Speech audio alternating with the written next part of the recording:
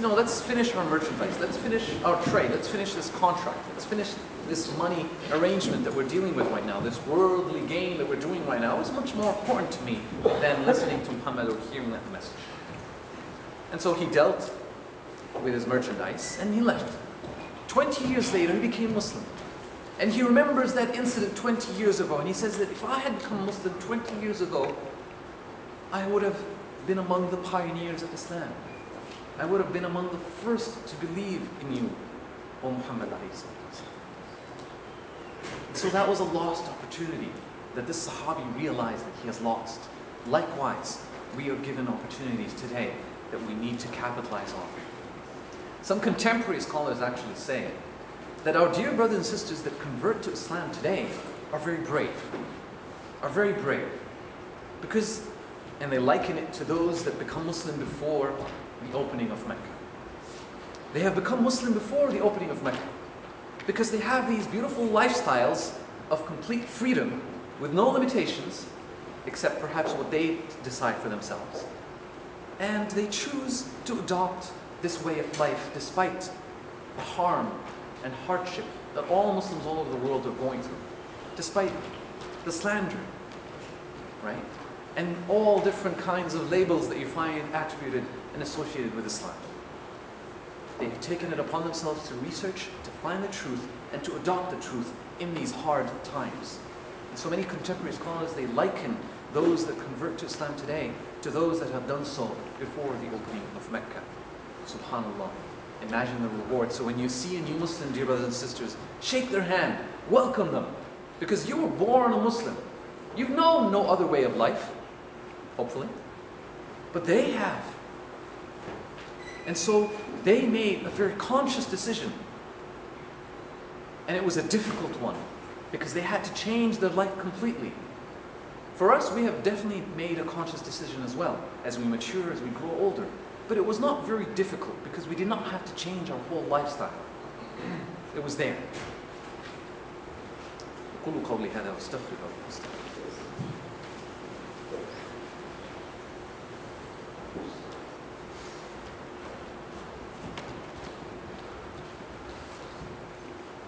Alhamdulillah Rabbil Alameen. Salatu wassalam ala Sayyidina Muhammad wa ala alihi wa sahbihi ajma'in. So we talked briefly about how we have to capitalize on these opportunities that present themselves to us, that Allah subhanahu wa ta'ala presents to us. They're not very many. There are not actually a few opportunities that are presented to us. And Ramadan to Ramadan is a full year. Who knows who would live until the next Ramadan? And Abdul Min'am Abul Futuh in Egypt was reflecting on this in a very beautiful reflection. He was welcoming Ramadan and saying and congratulating everyone for Ramadan in this interview with him. And then he said, and I ask Allah subhanahu wa ta'ala to accept the Ramadan of the martyrs of the revolution. To accept the past Ramadan, which was their last Ramadan, of the martyrs of the revolution. They are martyrs because they fought for the revolution, for human rights, for freedom.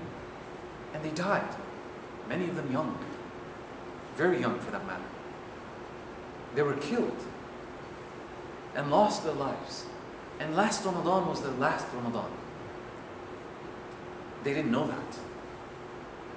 They didn't know it was the last Ramadan, and neither does anyone here know that this Ramadan is not their last. Allahu A'lam. Allah subhanahu wa ta'ala has a time set for each and every one of us. And each and every one of us might not witness the next Ramadan. And so we might not be presented with another opportunity. This might be our last one, our last Ramadan. So I ask you, dear brother and sister, if you knew that this is your last Ramadan, and next Ramadan, you're not going to attain it. In fact, somewhere in between, you are going to die. Allah subhanahu wa ta'ala will choose you between now and then. If you knew that this is your last Ramadan, would you have spent the last 20 days the same as you did? Or would something be different? Or would something be different? Would you have missed Taraweeh? Or would you have been very keen on attaining and attending and praying Taraweeh? Would you have missed Fajr? Or would you have been very keen to wake up for praying Fajr? Would you have eaten lavishly Or would you have eaten modestly, asking reward, Allah subhanahu wa ta'ala would reward you for your fast? Would you have said this or done that? Or would you have maintained yourself and avoided doing this or doing that? That is a question that we have to ask ourselves as we approach the end of Ramadan, the end of this opportunity that only Allah subhanahu wa ta'ala knows if we will live until the next Ramadan. Because it's not guaranteed. I'll leave you with Abu Bakr as-Siddiq. Abu Bakr as-Siddiq, last time we reflected on this hadith where the Prophet ﷺ asked the Sahaba, who amongst you is fasting? And Abu Bakr and a few Sahaba said, we are. And then the hadith goes that the Prophet would ask more questions. Who amongst you visited a sick person? Abu Bakr and a few others would say, I did. Who amongst you walked in a funeral, in a janazah? Abu Bakr and a few others would say, we did, but they were smaller in number. And as the questions grew and came, the number was reduced until perhaps only Abu Bakr was left as the only one that did all and answered affirmative, yes, he did all of those that the Prophet ﷺ was asking about. Very interesting hadith. It ends there. There's no conclusion, right?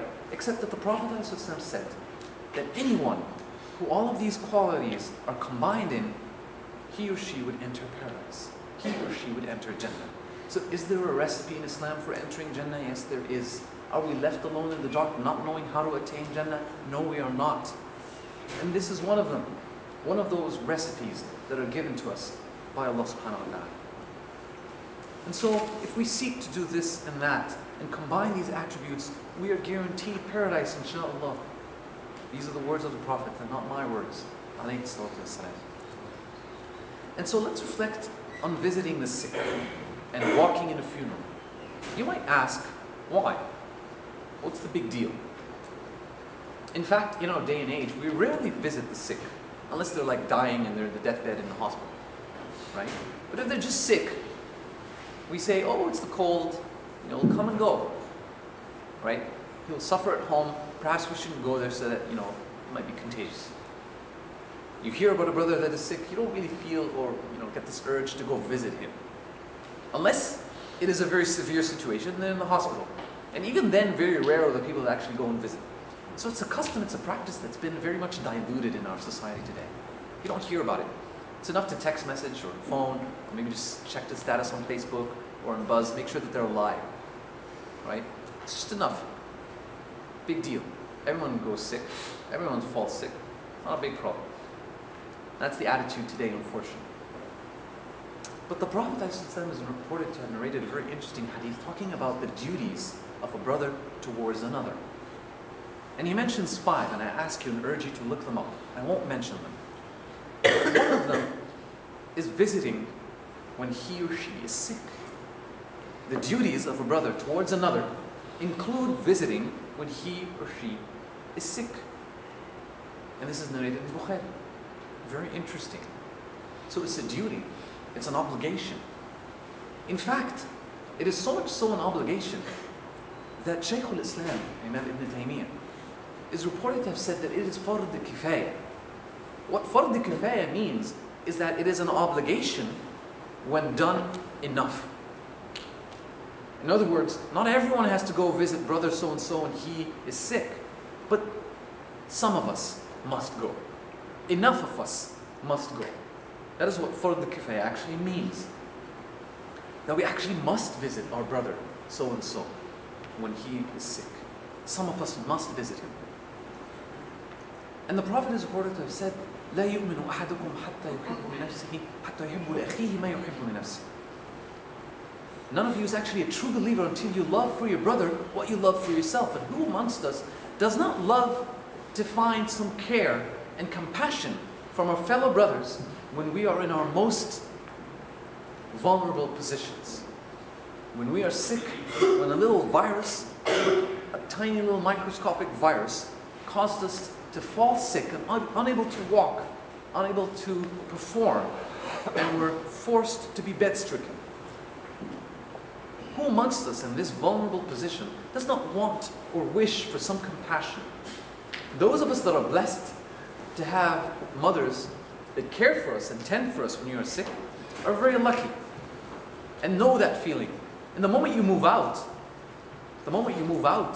and you fall sick, you remember those moments that you took for granted when your mother was tending for you and caring for you. Where you wish someone would care for you. Where you couldn't reach to get that pillow just to put it behind you because you're so exhausted and tired fighting that virus. Where you wish for a cup of water, but no one is there to bring it for you because you wish and you can't. And you remember how your mother used to care for you at those, few